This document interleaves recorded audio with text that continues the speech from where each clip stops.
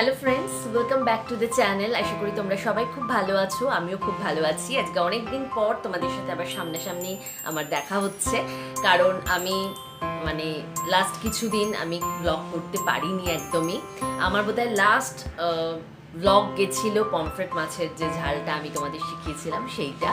আর তারপর গণেশ চতুর্থী সেলিব্রেশন আর আমার last year পুজোর লুকবুক, যেটা দুটোই আমি জাস্ট ফটো দিয়ে দিয়েছিলাম, কারণ ওই সময় আমার পক্ষে ভিডিও বানানো সম্ভব হচ্ছিল না, কারণ ওই সময় আমার মেয়ের এক্সাম চলছিল আর রোজ দুটো করে এক্সাম থাকছিল। তো আমার পক্ষে কিছুতেই পসিবল হয়নি ওই সময় ভিডিও বানানো, কারণ আমার ভীষণ ইচ্ছে ছিল গণেশ চতুর্থী সেলিব্রেশনটা তোমাদের সাথে ভিডিও করে শেয়ার করব। কিন্তু যেহেতু বাড়িতে পুজো করেছিলাম সেজন্য আমি কিছু ছবি ক্লিক করেছিলাম, সেগুলোই আমি তোমাদের সাথে শেয়ার করে দিয়েছি। আশা করছি তোমাদের ভালো লেগেছে দেখে। আর গত বছরের যে পুজোর লুকবুকটা, ওটাও আমার ইচ্ছে ছিল একটা ডিটেলড ইনফরমেশন দিয়ে ভিডিও বানানো, কিন্তু যেহেতু বললাম ওই সময় ভিডিও বানানো পসিবল হয়নি, আমি জাস্ট ছবিগুলো দিয়ে দিয়েছিলাম যে কবে আমি কীরকম ড্রেস করেছিলাম। কিন্তু ওর স্টাইলিং এবং ডিটেলড ইনফরমেশন নিয়ে আমি নিশ্চয়ই একটা ভিডিও বানাবো, সেই ইচ্ছেটা আমার আছে। আজকে যখন আমি ব্রেকফাস্ট বানাচ্ছিলাম এবং টিফিন করছিলাম, তো তখন আমার মনে হলো আজকে টিফিনে আমি বানিয়েছি ডালিয়া উপমা, যেটা ভীষণ নিউট্রিশিয়াস, ভীষণ হেলদি একটা টিফিন আইটেম আমার মনে হয়। এবং এটা প্রত্যেকের টিফিনে আমরা নিয়ে যেতে পারি, এটা ওয়ান ডিশ মিল। আর যারা আমরা ডায়েট করছি, যারা ভাত খেতে চাইছি না, তারাও কিন্তু এটা খেতে পারি, কারণ এতে প্রচুর ভেজিটেবলস রয়েছে। আমি আজকে যে ভার্সনটা তোমাদের দেখাবো, তোমাদের সাথে শেয়ার করব, সেটা হচ্ছে ভেজ, কিন্তু তোমরা ইচ্ছে হলে এটা নন ভেজ ভাবেও করতে পারো, মানে ওর সাথে চিকেন দিয়ে দিতে পারো, এটাও কিন্তু খেতে খুব ভালো হয়। তো সেইটা আমি শ্যুট করেছি, আমি তোমাদের সাথে সেটাই শেয়ার করে নিচ্ছি। ডালিয়া জিনিসটা ইটসেলফ খুব নিউট্রিশিয়াস, তো এটাকে যদি তোমরা তোমাদের রেগুলার ফুড হ্যাবিটের মধ্যে নিয়ে আসতে পারো তাহলে আমার মনে হয় খুব ভালো হবে। বাচ্চাদের পক্ষেও ভালো, বড়দের পক্ষেও ভালো, সবার পক্ষেই কিন্তু এটা খুব উপকারী। তো আমি ভিডিওটা শ্যুট করেছিলাম, কারণ আমি ভাবছিলাম তোমাদের সাথে একটা ভিডিও শেয়ার করব, কিন্তু কি শেয়ার করব বুঝতে পারছিলাম না। তো তখন এইটা শ্যুট করেছি, তো ওটাই আমি শেয়ার করে নিচ্ছি। তো চলো আর দেরি করব না, তোমরা দেখে নাও আমি কিভাবে বানাই ডালিয়া উপমা। আশা করি তোমাদের রেসিপিটা ভালো লাগবে।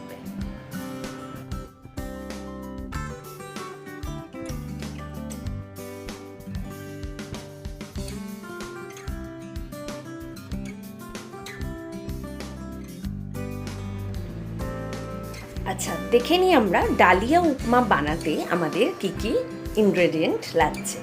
প্রথমেই লাগছে ডালিয়া, এটা হচ্ছে গমের ডালিয়া যেটা হয় সেটা, হুইট ডালিয়া।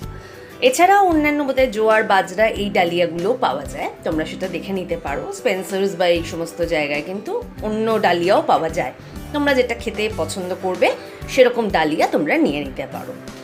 আচ্ছা, এরপর আমাদের যেটা লাগছে আমি একটু দেখিয়ে দিই, এটা নিচে রেখেছি আমি।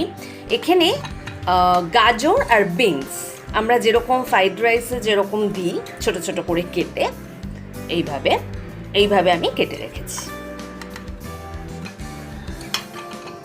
এরপর এখানে আমি রেখেছি ক্যাপসিকাম, এটাও কুচো করা আছে, পেঁয়াজ কুচি আছে, এখানে রয়েছে ধনে পাতা।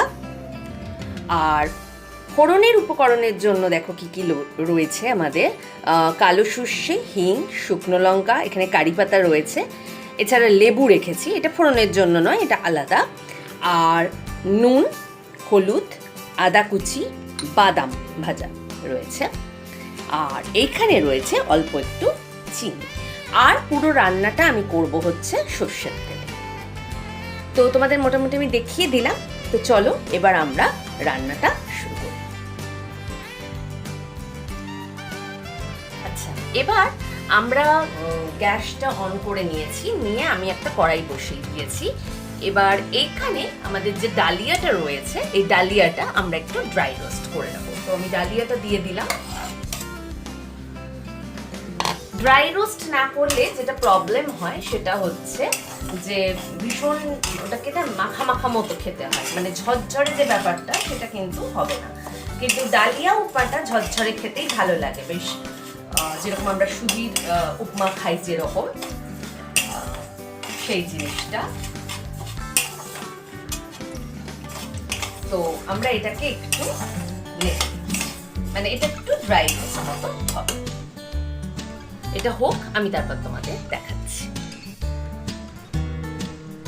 আচ্ছা, এবার আমাদের ডালিয়াটা রোস্ট হয়ে গেছে, তো আমরা ডালিয়াটা এবার নামিয়ে নেব। তো আমি ডালিয়াটাকে আপাতত একটু সরালাম, সরিয়ে আমরা পুরো রান্নাটা করব কুকারে, সেজন্য আমরা আগে কুকারটাকে বসিয়ে দিচ্ছি।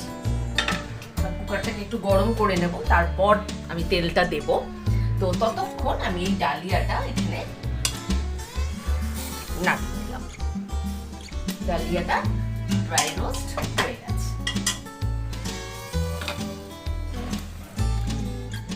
এবার আমি কুকারটা একটু গরম হোক, তারপর তোমাদের দেখাচ্ছি। আচ্ছা, এবার আমাদের কুকারটা গরম হয়ে গেছে, এতে আমরা সর্ষের তেলটা দিয়ে দিই।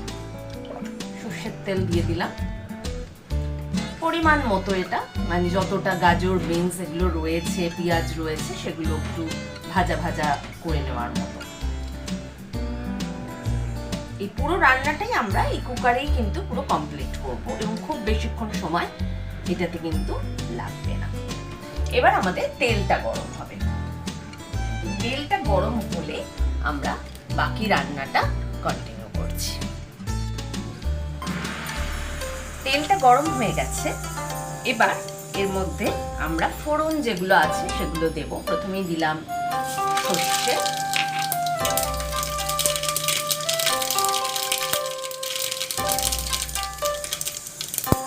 শুকনো লঙ্কাটা ভেঙে দিচ্ছি, কারি পাতা, তোমরা জানো আমি কারি পাতাটা ড্রাই করে রাখি, কারণ কাঁচা কারি পাতা খুব বেশি দিন ভালো থাকে না, আর হিং, এটা দিয়ে দিলাম। তোমরাও এরকম ভাবে কারি পাতাটা কিন্তু ড্রাই করে রাখতে পারো এয়ারটাইট কন্টেনারে, দেখবে অনেক দিন ভালো থাকবে। তো আমাদের ফোড়নটা একটু আমি নাড়িয়ে নিয়েছি। এবার এর মধ্যে যে পেঁয়াজ কুচিটা আমি করে রেখেছিলাম, এটা দুটো মাঝারি সাইজের পেঁয়াজ আছে, সেটা আমি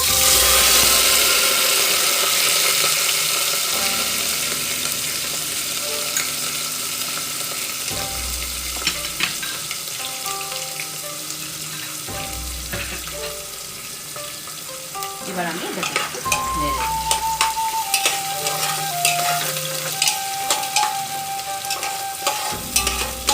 পেঁয়াজটা না একদম খুব লাল লাল করে ভাজা হবে না, মাঝারি একটু আমাদের আগে ভেজে নিতে হবে।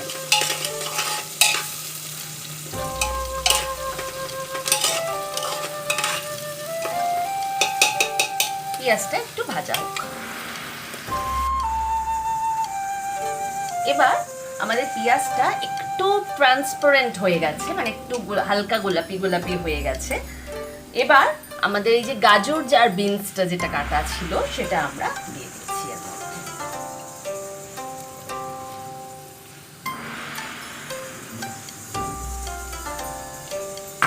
গাজর বিনসটা দিয়ে একবার ভালো করে পেঁয়াজটার সাথে এটাকে মিশিয়ে নিচ্ছি।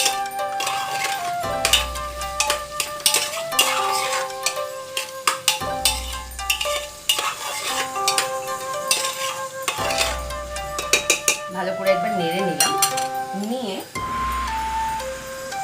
এবার এতে আমরা দেব অল্প একটু নুন, যাতে গাজর বিনসটা ভালো মতো সেদ্ধ হয়ে যায়।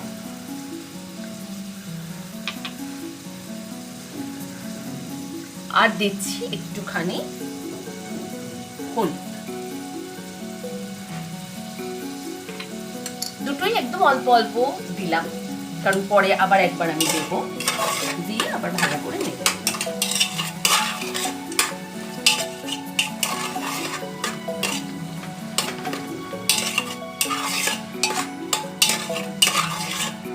এবার গাজর বিনসটা আমরা নেড়ে নেব, মানে সতে মতো করে নেব হালকা।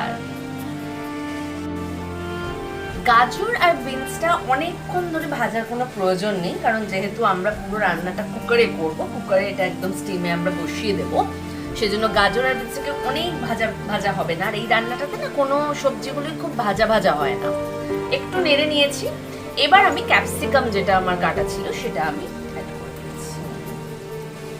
এটা দিলাম, দিয়ে আমাদের যে ডালিয়াটা রয়েছে সেটাও এবার পুরো দিয়ে দেবো।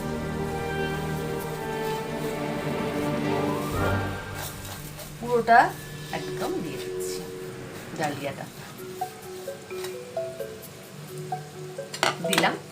দিয়ে এবার আবার আমরা ডালিয়াটার সঙ্গে পুরো জিনিসটা মিক্স করব। যাতে এবার এই সবজি পেঁয়াজ এগুলোর সাথে ডালিয়াটা ভালো করে মিক্স হয়ে যায়। এই রান্নাটা না ভীষণ হেলদি, মানে অল্প তেলে হয়ে যায় প্রথম কথা। দ্বিতীয়ত হচ্ছে কোনো সবজিগুলোই দেখছো যে আমরা খুব বেশি ভাজছি না, যে একদম প্রচন্ড লাল করে ভেজে নিচ্ছি সবকিছু, তা নয়। একদম হালকা করে আমরা জাস্ট একটু সফটে করে নিচ্ছি। তাতে কি হচ্ছে, এই সবজি যেগুলো আমরা দিয়েছি গাজর, বিনস, ক্যাপসিকাম, সবগুলোরই কিন্তু পুষ্টির গুণ যেটা সেটা খুব ভালো এটাতে বজায় থাকবে এই জিনিসটা। এবার এর মধ্যে আমরা অ্যাড করে দেব আমাদের যে আদা কুচিটা রয়েছে সেটাও। আবার এটা নেড়ে দিলাম যাতে আদাটাও বেশ ভালো মতো ভাজা ভাজা হয়ে যায়। এখানে তোমরা দেখলে আমি আদাটা খুবই অল্প পরিমাণ দিলাম।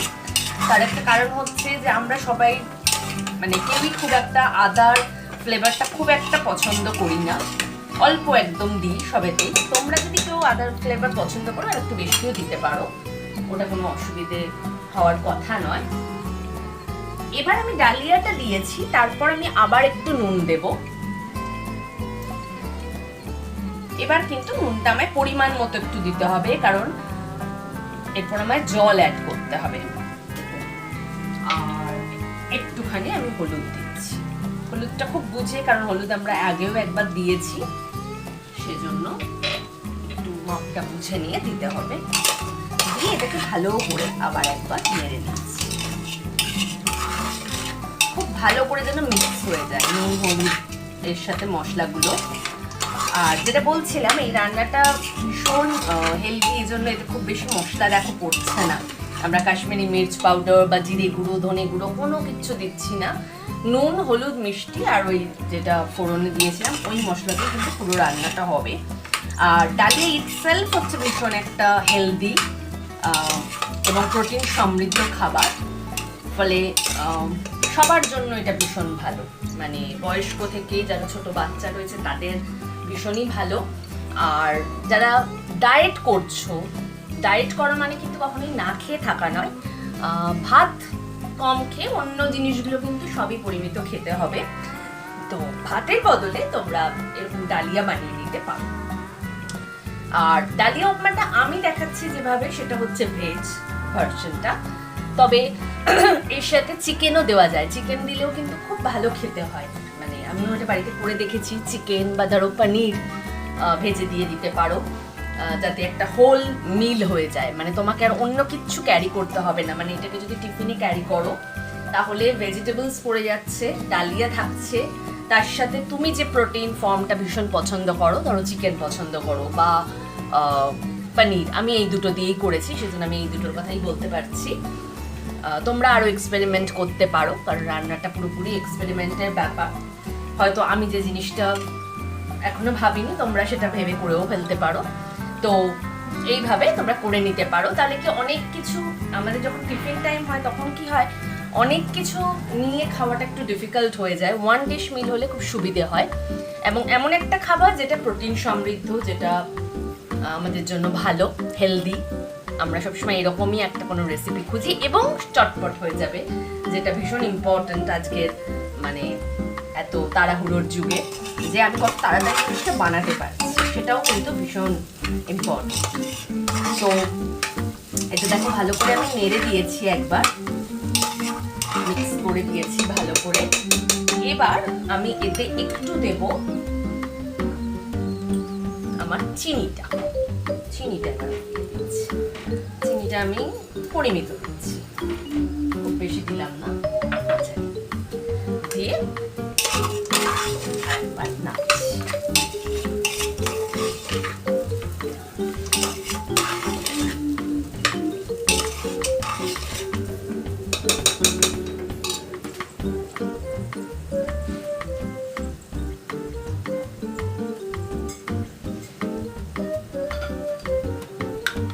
এবার এতে আমরা জল অ্যাড করব।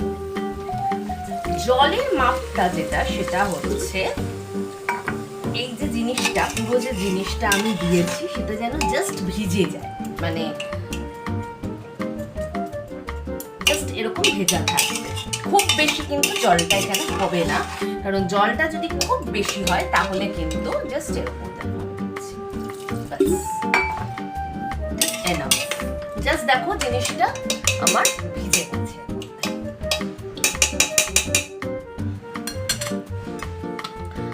এতে বেশি জল দিলে কি হবে, এটা খুব মাখা মাখা হয়ে যাবে, অনেকটা খিচুড়ির মতো টেক্সচারটা এসে যাবে। তোমরা যদি এরকম খিচুড়ি মতো করে খেতে চাও, খিচুড়ি খেতে যদি ভালোবাসো, তাহলে উপমা দিয়ে মানে ডালিয়া দিয়ে তোমরা খিচুড়িও বানিয়ে নিতে পারো। কিন্তু এটা যেহেতু উপমা বানাচ্ছি সেজন্য উপমার ক্ষেত্রে কিন্তু জিনিসটা ঝরঝরে হলেই ভালো লাগে খেতে, সেজন্য জলটা দিতে হবে একদম যাতে জাস্ট ডুবে থাকে জিনিসটা, ব্যাস, তার বেশি এক ফোঁটাও না। এবার আমি লিডটা বন্ধ করি, লিডটা বন্ধ করে দিলাম। এবার একটা সিটি হবে, আমরা ওয়েট করব।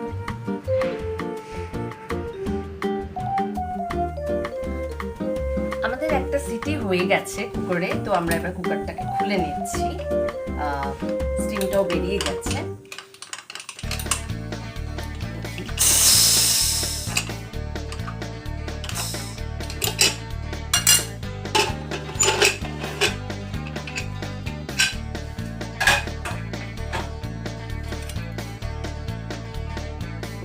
এই দেখো একটু ঝরঝরে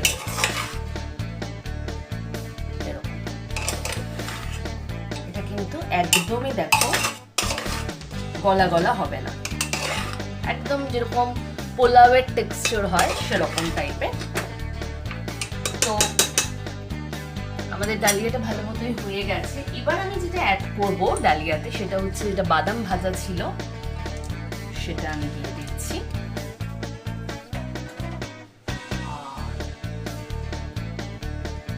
একটু ধনে পাতা দিয়ে দিচ্ছি। এখানে আমি তোমাদের একটা টিপস দিতে পারি যে এরকম হার্ব যেগুলো থাকে, ধনে পাতা বা ধরো পার্সলে পাতা, সবসময় চেষ্টা করবে এগুলো হাতে ছিঁড়ে দিতে, কাঁচি বা ছুরি দিয়ে না কেটে, তাতে মানে অনেক ভালো হয় জিনিসটা। কারণ অনেক শেফদের আমি রান্না ফলো করেছি, সেখানে আমি দেখেছি যে হার্ব যে জিনিসগুলো সবসময় কিন্তু হাতে কুচো করে দিলে নাকি রান্নার ফ্লেভার ভালো হয়। তো আমি ভালো করে মিশিয়ে দিলাম। আর এবার এটার মধ্যে আমি একটু দেব লেবুর রস। এটা অপশনাল, যদি কেউ লেবু খেতে পছন্দ না করো নাও দিতে পারো, কিন্তু এতে লেবুর রসটা দিলে না টেস্টটা খুব ভালো হয়।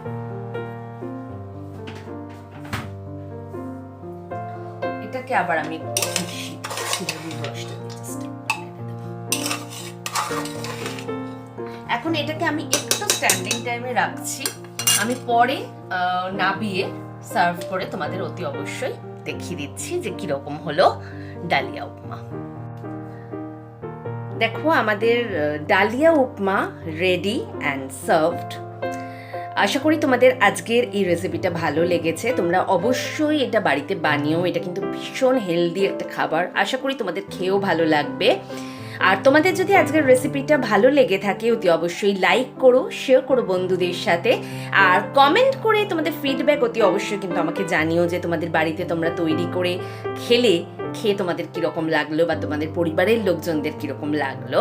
আর তোমরা যদি আজকে ফার্স্ট টাইম আমার চ্যানেল ভিজিট করে থাকো অতি অবশ্যই আমার চ্যানেলটাকে সাবস্ক্রাইব করে নিও, আমার ভীষণ ভালো লাগবে তোমরা আমার এক্সটেন্ডেড ফ্যামিলির পার্ট হয়ে গেলে।